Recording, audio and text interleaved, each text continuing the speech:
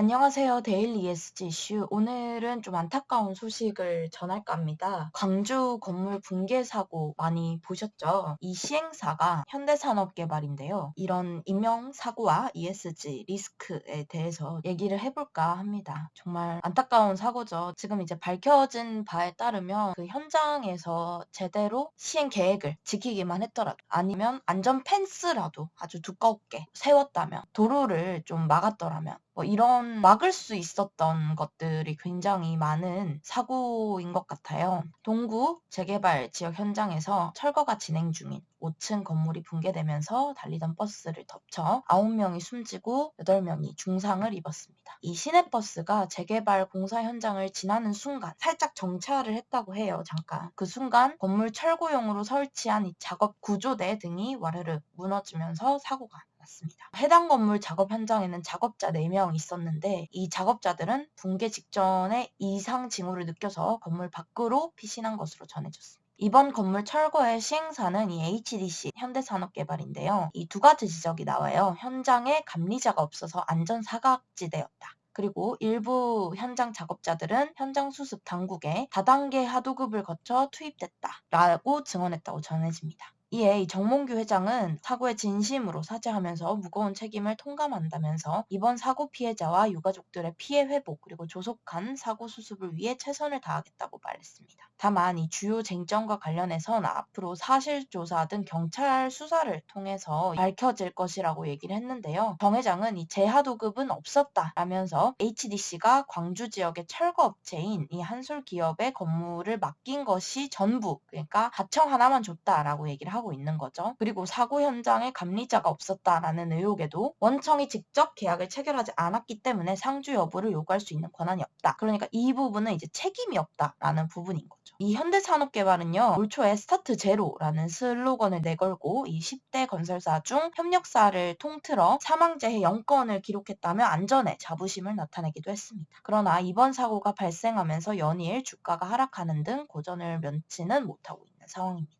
이 부분에서 참 ESG 경영을 실천을 한다라는 것과 사고 책임을 인정한다. 이 부분은 ESG 경영으로 이 사고의 책임을 어떻게 질지가 정말 중요한 포인트인 것 같습니다. 일반 시민의 입장으로 봤을 때는 이 사고를 회피하는 듯한 뉘앙스를 취한 거는 참 안타까운 일인 것 같아요. 늘 이 산재에서 저는 제 개인적인 생각으로 일이 벌어지고 나서 문제는 책임을 지는 사람이 아무도 없었다라는 거라고 생각을 해요. 이런 식으로 원천은 우리는 이제 하청업체, 바로 하청업체에게 다 계약을 통해서 우리는 책임이 없다라고 얘기하고 하청업체는 또 그 밑에 하도급, 그 밑에 하도급 이런 식으로 책임을 떠넘겼는데 결국 수사가 되고 구속이 되고 이런 부분은 가장 밑단에 있는 그런 부분이잖아요. 근데 이 ESG 경영이라는 개념이 들어오면서 저는 이런 관행도 조금 바뀌어야 된다고 생각을 하긴 합니다. 원청이 100% 책임을 져야 된다라는 건 아니지만 이 책임이 보이지 않던 부분에 책임이 있다고 생각을 해요. ESG에서는. 이런 부분들이 지금까지 우리 사회에서 굉장히 좀 간과되어 왔기 때문에 현대산업개발이 그렇게 얘기를 했어요. 산재는 예방할 수 있다라는 슬로건을 내세웠어요. 정말 그 말처럼 산재는 예방할 수 있다고 생각을 합니다. ESG 경영의 수준에 대해서도 저희가 좀 얘기를 해볼 만한 사건이다라고 생각을 했어요. 그걸 떠나서 이 사건을 가지고 이제 ESG의 맥락에서 조금 더 구체적으로 보자면요. 리스크긴 리스크예요. 근데 이 리스크가 얼마나 광범위하고 얼마나 강도가 세냐에 따라서 이 기업의 이 주가라든지 기업 가치에 직결이 되는 문제인 것 같습니다. 특히나 이런 사스비 같은 경우에서도 건설사에서 인권 그리고 이런 사고에 대해서 가장 재무적인 리스크를 줄 수 있는 ESG 요인이다라고 정의를 한 것처럼 이번 사고로 인해서 연일 주가가 하락하는 등 지금 고전을 면치 못하고 있는 상황이 이 ESG와 연관돼 있는 상황이다라고 해석이 되고요. 여하튼 문제가 그거였잖아요. 감리자가 없었고 하청을 줬다 이건데 지금 이제 수사를 막 한 결과 이 하청업체가 이 해체 계획서를 준수하지 않았다라는 점이 밝혀졌습니다. 이 업체는 광주 동구청에 지난달 25일 다른 건물 수십 개와 함께 사고가 난 지상 5층 규모의 건물을 철거하기 위한 해체 계획서를 허가를 받았습니다. 오는 30일까지 철거를 완료할 일정이 담긴 이 계획서에는 안정성 검토 결과와 함께 구체적인 순서가 보도가 기재됐는데 3, 5층은 중장비로 1, 2층은 성토채로 제거한 뒤에 철거하겠다라는 순서가 이랬습니다. 그러나 정황상 해체 계획서가 정확하게 지켜지지 않은 것으로 나타났습니다. 3층 이하의 저층부터 구조물을 이렇게 부수니까 당연히 붕괴될 가능성이 높겠죠. 그래서 이 광주 동구는 여러 정황상 이 철거업체가 해체 계획서를 준수하지 않고 철거를 했다라고 의심을 하고 있습니다.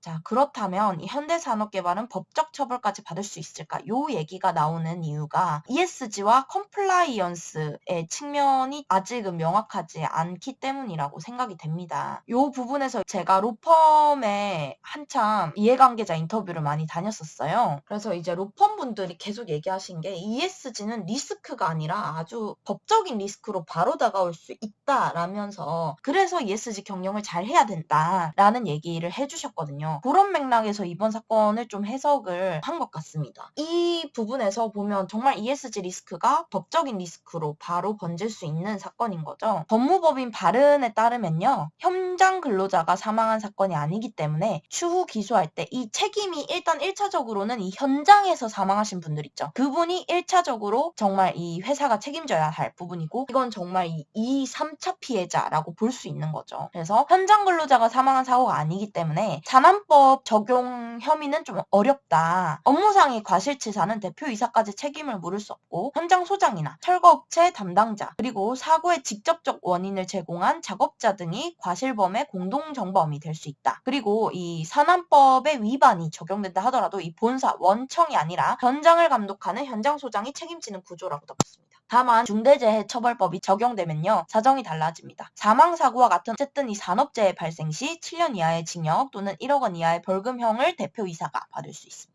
법무법인 율촌의 박영만 변호사 같은 경우 근로자가 한 명이라도 사망했다면 중대재해법 규정에 따라서 대표이사 또는 안전보건 담당이사가 처벌 대상이라면서 수사기관이 대표이사와 최고안전관리 책임자, 정회장과 같은 이 오너도 기소하려고 할 것. 근데 처벌은 모르겠죠. 어쨌든 기소 범위에 들어간다는 얘기입니다. 이런 측면에서 일단 첫 번째 쟁점입니다. 예전에 산안법이 적용됐을 때만 하더라도요. 범위가 현장에 있는 걸로 현장 1차에 대한 책임에 재하청, 그 현장의 담당자였던 어쨌든 하청업체까지 혐의를 위반했고 원청까지는 오지 못했습니다. 근데 중대재해처벌법이 되면서 1차에 2차, 3차 피해자까지 조금 더 범위를 확대할 수 있는 여지가 생겼고요. 하청업체를 넘어서 이거에 근본적인 책임이 있다는 원청까지 책임을 물을 수 있는 걸로 확대가 됐다는 겁니다. 그럼 자, ESG, 안전이 우리 회사의 ESG에서 가장 중요한 쟁점이다 라고 하시는 분들은 뭐예요? 현장이 아니라 포함해서 하도급 업체까지도 포함해야 하고 그